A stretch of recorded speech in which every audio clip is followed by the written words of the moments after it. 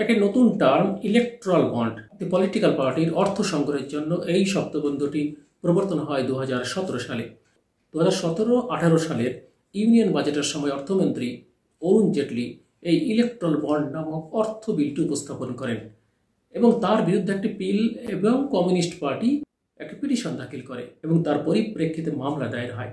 এই মামলার পরিপ্রেক্ষিতে গত 15 ফেব্রুয়ারি 2024 সাল প্রধান বিচারপতি DY চন্দ্রচূড় সহ 5 জন বিচারপতির বেঞ্চ এই ইলেকট্রাল বন্ডকে অসাংবিধানিক আখ্যা দিয়েছেন এবং অতি দ্রুত ব্যাংকের মাধ্যমে যত লেনদেন হয়েছে তার একটি পরিসংখ্যান তুলে দিতে হবে, তার একটি তালিকা জমা দিতে হবে এবং সেটা ইলেকশন কমিশনকে সর্বসমক্ষে আনতে হবে। পরবর্তীকালে যাতে SBI আর কোনো এরকম বন্ড ইস্যু করতে না পারে তার জন্য SBI-কে নির্দেশ দেওয়া হয়েছে। সুপ্রিম কোর্টের পর্যবেক্ষণ যে এটি একটি বড়সড় দুর্নীতি যা সবার সম্মুখে আসা অত্যন্ত জরুরি।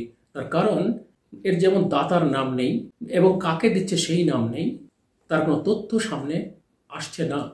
2017 সালে সরাসরি টাকা দেওয়ার সীমা ধার্য ছিল 2000 টাকা।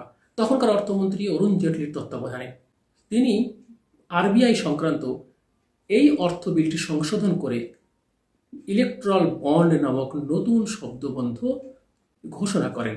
এতে শুধুমাত্র কিছু SBI ব্যাংক এবং তাদের কিছু নির্দিষ্ট শাখার মাধ্যমে নির্দিষ্ট দিনেই এই বন্ড কেনাবেচা করা যেত, এই মর্মে একটি নির্দেশিকা জারি হয় এবং আরও বলা হয় যেসব পলিটিক্যাল পার্টি এ বিষয়ে ইনকাম ট্যাক্স রিটার্ন জমা করতে পারবে না তাদের বিরুদ্ধে আইনানুগ ব্যবস্থা নেওয়ার কথাও বলা হয় এবং এটাও বলা হয় যে এই বন্ডের মাধ্যমে যেসব অর্থ সংগ্রহ হবে তার কোনো ট্যাক্স দিতে হবে না, সে দাতাই হোক বা গ্রহীতাই হোক না কেন।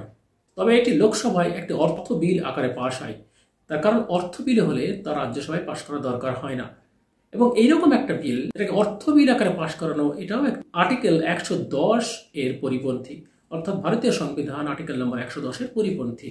2রা জানুয়ারি 2018 সালে একটি গ্যাজেটে ইলেকট্রাল বন্ড স্কিম 2018 নোটিফিকেশন প্রকাশ করে department of economic affairs in ministry of finance.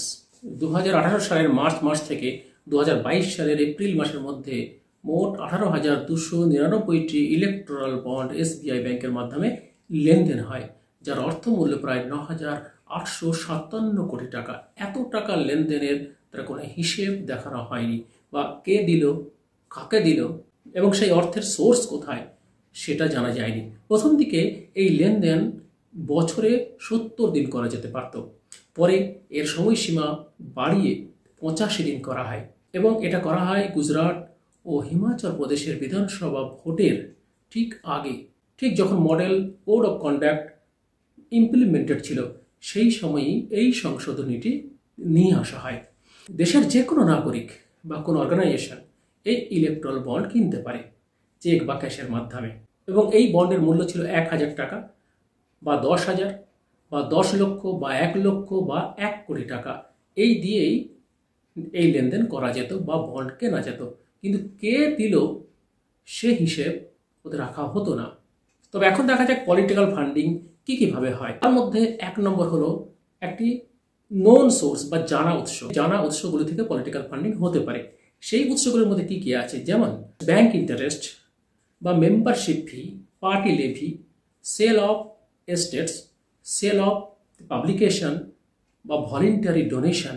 এছাড়া পলিটিক্যাল ফান্ডিং হতে পারে কিছু অজানা সোর্স থেকে, আননোন সোর্স থেকে।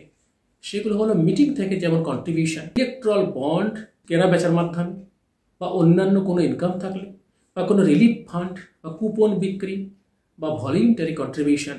ইলেকট্রাল বন্ড যার মাধ্যমে সরকার যে টাকা লেনদেন করত সেই টাকার সোর্স জানা যায় না, সেই টাকার সোর্স জানা যেত না, সেই টাকাটা কে দিচ্ছে, কোথা থেকে দিচ্ছে এবং তার কোনো ইনকাম ট্যাক্সও ছিল না, যাকে 15 ফেব্রুয়ারি 2024 সুপ্রিম কোর্ট এটাকে অসাংবিধানিক আখ্যা দিয়েছেন।